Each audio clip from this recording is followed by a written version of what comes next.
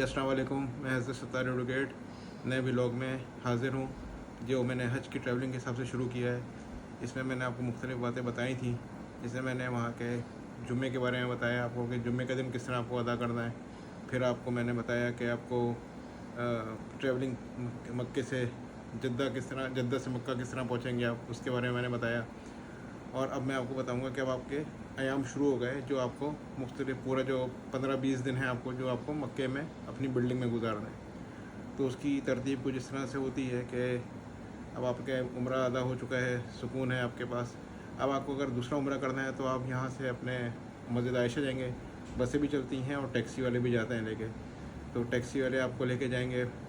अगर आप अपने होटल से टैक्सी से जाना नहीं चाहते तो अपने साथ एक अपना कोई कपड़े जो शलवार कमीज़ है या आपकी जो भी आप टी शर्ट पैंट पहनी हुई अपने, वो पहन के जाएंगे आप मस्जिद हराम तक। और मस्जिद हराम से फिर वहाँ से बसें चलती हैं, गाड़ियाँ चलती हैं, 10 रियाल लेते हैं वो, और मस्जिद आयशा तक लेके जाते हैं। और मस्जिद आयशा से फिर आपको वापस लेके आते हैं, जब वहीं से आपको टैक्सी मिल जाती है। टैक्सी वाला भी इतने ही पैसे लेता है, और टैक्सी आदमी 10 रियाल लेता है वो, और आपको ला के मस्जिद आयशा से लेके जाएगा। फिर वहाँ पर इंसार भी करेगा, वहाँ पे आप नहाएं धोएं दोबारा से, और अहराम पहने, और अहराम पहन के दोबारा आप मस्जिद हराम में उम्रा अदा करने आ जाएं। तो ये तो तरतीब आपकी चलती रहेगी उम्रे के हिसाब से।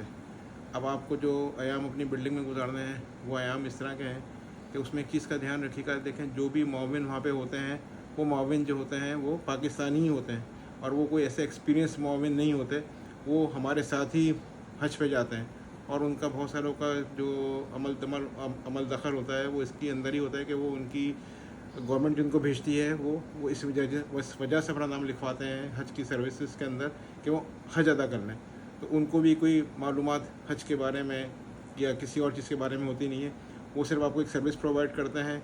उनमें से कोई एक आदमी है जिसको अरबी आती होती है, जो अरबी लोगों से कम्युनिकेट कर लेता है वहाँ पे।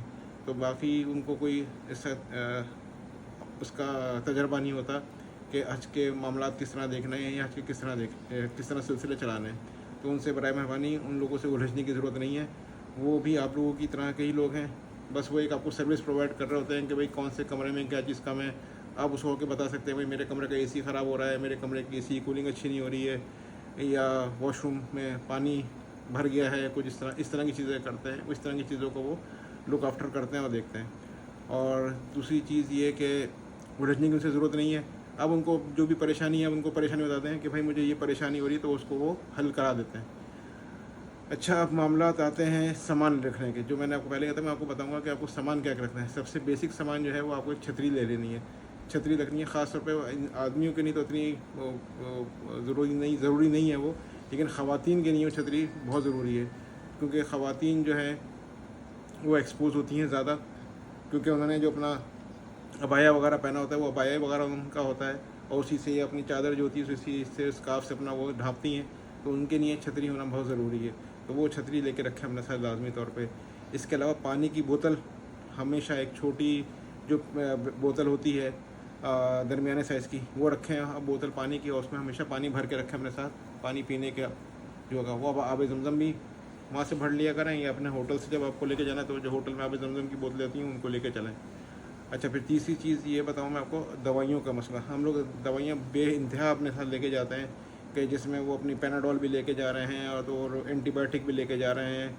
मतलब जो जो सोच सकता है आदमी के वो मोशंस के लिए और उसके लिए अपनी पेट की ख़राबी के लिए, मतलब मुख्तलिफ़ तरह की दवाइयाँ लेके आते हैं। तो भाई, जो आदमी की बेसिक दवाइयाँ हैं, जो आदमी अपनी ब्लड प्रेशर की दवाई खाता है, या जिसकी हार्ट की इश्यूज़ हैं, या ब्लड उसका अपना डायबिटीज़ का है, वो वाली लोग दवाइयाँ लेके जाएँ। लेकिन क्योंकि वहाँ पे हॉस्पिटल बने हुए हैं, और हमारी बिल्डिंग में ही हॉस्पिटल का नंबर लिखा होता है, तो अगर आपको कोई परेशानी हो गई, किसी तंदुरुस्त आदमी को कोई परेशानी हो गई कि भाई सर में दर्द हो रहा है, या बुखार हो गया, या गला ख़राब हो गया, या कुछ भी हो गया, तो आप उस नंबर पे फ़ोन करें एम्बुलेंस को, हॉस्पिटल को, तो वहाँ से एम्बुलेंस आएगी फ़ौरन। उसमें पाकिस्तानी डॉक्टर ही मौजूद होगा, पाकिस्तानी अमला भी होता है। अगर आपको उससे केयर की ज़रूरत होती है तो वो आपको हॉस्पिटल लेके जाते हैं फ़ौरन। और अगर आपका गला भी ख़राब हो रहा है, बुखार भी हो रहा है, या कुछ भी आपको परेशानी हो रही है, तो वो आप एम्बुलेंस में बैठ के उनके साथ हॉस्पिटल चले जाएँ। वो आपको हॉस्पिटल लेके जाएंगे, वहाँ आपका ट्रीटमेंट करेंगे, आपको दवाइयाँ देंगे, और आपको वापस छोड़ के भी जाते हैं वो। तो इसलिए मेरी लोगों से गुजारिश है कि बेइंतहा दवाइयाँ लेके नहीं अपने साथ जाएं, क्योंकि जब आप दवाइयाँ लेके जाएंगे तो फिर आपको उन दवाइयों को जाके हाजी का इम्पैक्ट भी कराना होगा उनको, मतलब इनकी वो प्रिस्क्रिप्शन चाहिए होगा, एक इशू होता है लंबा सा। तो मेरा ख्याल है कि इतनी दवाइयाँ ले जाने की ज़रूरत नहीं है, सब चीज़ें वहाँ पे अवेलेबल होती हैं, मुहैया होती हैं।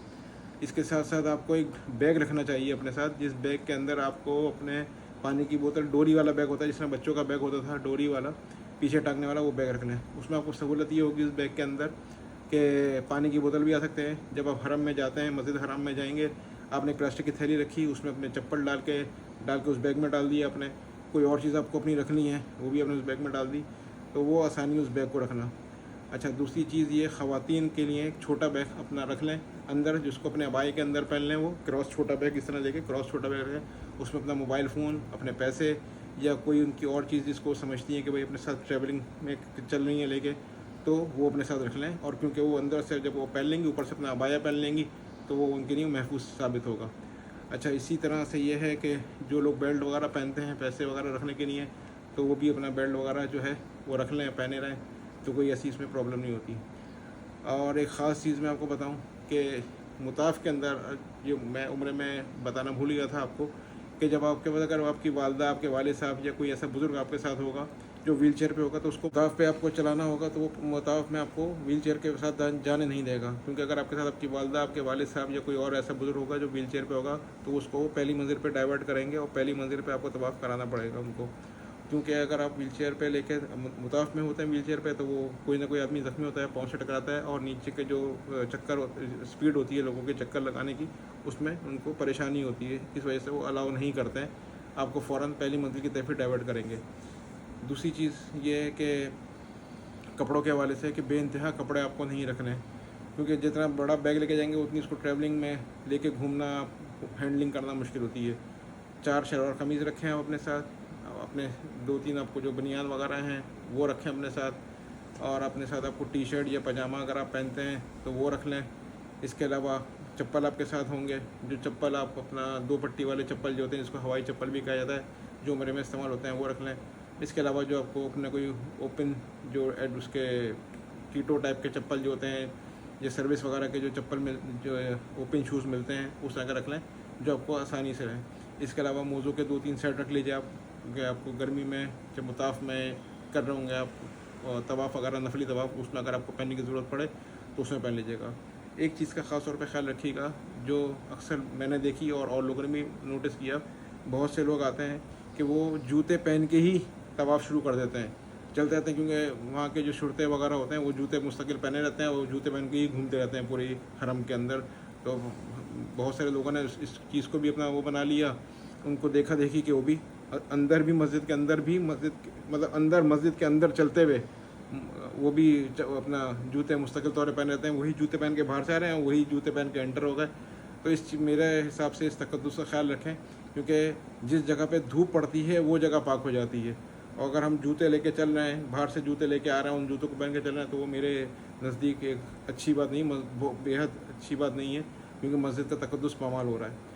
अगर आपको जूते पहन के तवाफ़ करना है तो एक जूता आप ऐसा रखें अपने साथ, जॉगर्स टाइप का जूता है, जो हल्के रबड़ के जूते होते हैं, वो ऐसे जूते रखें कि आप उसको सिर्फ मस्जिद हराम में ही पहने हैं उस जूते को, और जब आप निकलने लगें तो उस जूते को दोबारा अपने थैली में पैक करके दोबारा जो आपके कंधे पे बैग पड़ा होगा उसमें रखें, फिर उस जूते को कहीं और इस्तेमाल नहीं करें।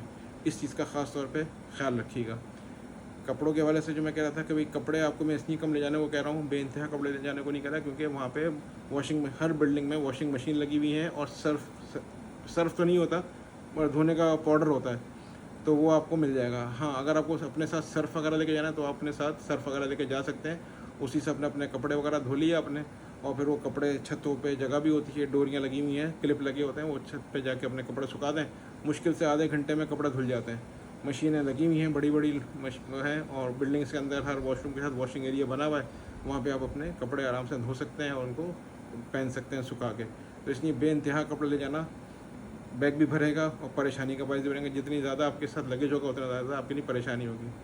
फिर इसके साथ टोपी, जाली वाली टोपी नहीं, ज़रा टोपी इस तरह की मोटी वाली टोपी रख लीजिएगा, जो इस तरह की टोपी होती है, क्योंकि उससे सर के अंदर तपिश कम लगती है।